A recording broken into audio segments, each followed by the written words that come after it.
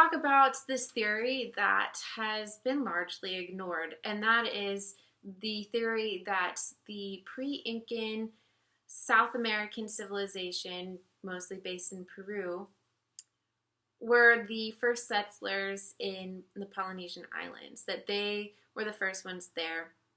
And also, that includes Easter Islands. The whole mystery of the heads on Easter Islands, that's also involved in this theory. So Thor Heyerdahl, he was a Norwegian zoologist turned ocean explorer and ancient human historian, or ancient civilization historian. And what he did was really quite novel. And I really respect the fact that he used his brain. he was curious enough to explore it and come up with his own theory and go to lengths to prove his theory, even though the entire historical community was against him at the time. And actually, we don't really hear much about it nowadays. So here's what happened, actually.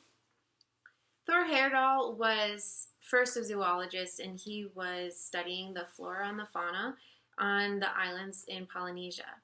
And so, of course, while he was there, he soaked up all the ancient traditions, listened to the different myths, and he also heard the theories coming from the Western world. And really, the prevailing thought at the time was that the first settlers in the Polynesian islands came from Asia and nowhere else.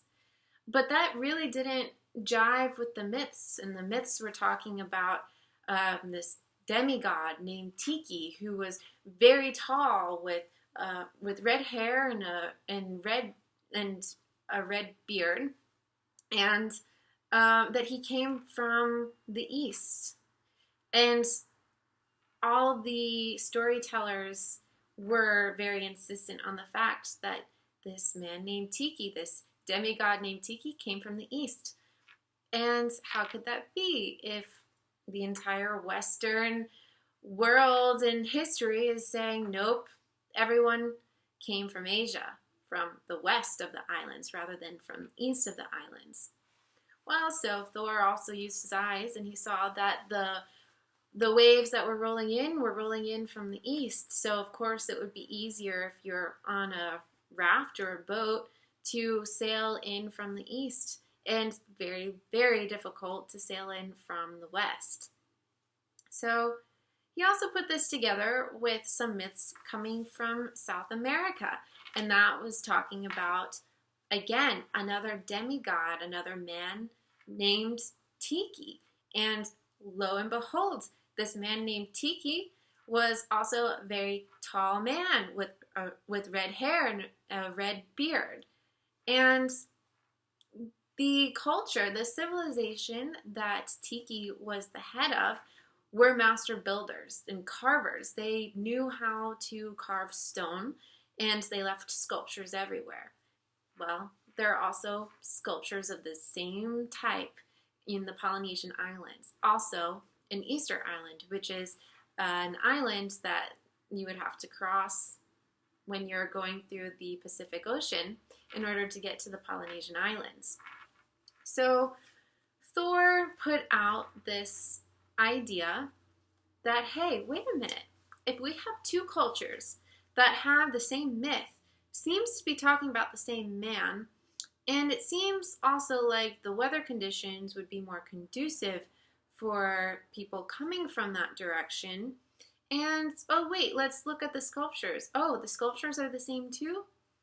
What if this was the same civilization? Because that civilization in South America is said to have disappeared without a trace. They lost a war to the Incans, and they just disappeared. Well, then you have people of the same description just turning up at a different point of the world. So what do you think about that? Thor thought, well, maybe they sailed there. Now, this was a novel idea because even in the 1940s, 1950s, late 1940s is when Thor did his expedition, even then, that area of the ocean was completely unexplored. No one had ever explored that part of the ocean, and it was thought to be very dangerous. And so that, on top of the fact that the entire community, all the historians were saying that's impossible. No one would ever survive such a journey, especially on the rafts that they had at the time. So Thor, who could not swim, by the way, decided that he was going to try it himself and prove them wrong. Or, he was willing to risk his life anyway to prove his theory. So he recruited a whole team of 6 people, and they built the raft themselves. They went to Ecuador and Peru, and they got the balsa wood that they needed, and they completely copied it off the known models of the ancient balsa rafts, and they built it without nails or hammers or any modern technology. They just used hemp cords and tied together these logs, and they built the same rafts that the ancient civilizations would the people of the ancient civilization would have used. And everyone thought that they were just out of their minds, that they were on a death quest. But it took them a little over 100 days, and everyone survived without really any problems. And they navigated just on the on the stars and the moon, and just the regular winds taking them where they would take them. And they ended up in the Polynesian Islands. So he proved that it was very possible for anyone of that time using that technology, these balsa rafts, to travel from Peru, where they would have been traveling from, to the Polynesian Islands.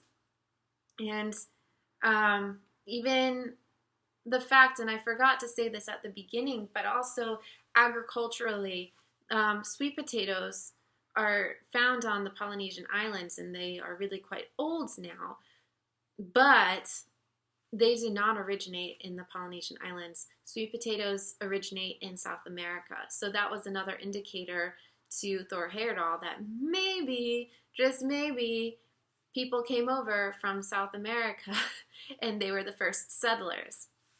So this theory isn't really talked about a whole lot. Certainly we're not taught about it in school.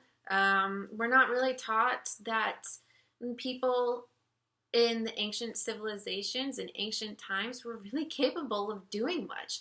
I think the overall school of thought is, well, as time goes on, we get smarter and smarter, and that means that people in the past were just dumb and stupid and couldn't do anything. But we know that's wrong. There are so many ancient wonders.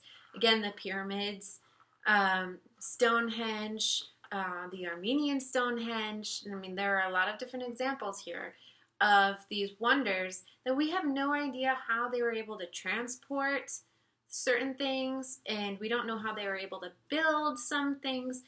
And every single year, we're also seeing more archaeological evidence of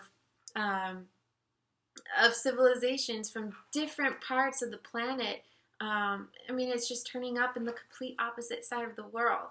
And so there's a lot more to the ancient civilizations than we're really told about or that we really think about. And I think it's absolutely fascinating. I think there's a lot that we could probably learn if we can find out more, if we can dig into ancient history a little bit more. Oh my God, there's so much that we can learn. And I know that all Thor Heyerdahl proved was that it was possible. But I would say that there are a lot of arrows pointing in the direction of his theory being correct. And I just wanted to bring it out. I wanted to bring it up to you and see what you think. If anyone knows more about this, I would love to hear it. I think it's a really fascinating theory, and the idea of ancient peoples being seafaring people is really not mind-boggling to me. I totally believe it. And Thor Heyerdahl proved it's possible. What do you think? All right. So this was our little history dive for the day. And remember that to be your whole self, or to really thrive, you need to be your whole self. Integrate every part of you, all your interests, and then you can really enjoy your life and enjoy who you are and who you are designed to be. Have a beautiful and powerful day. I'll talk to you later. Bye.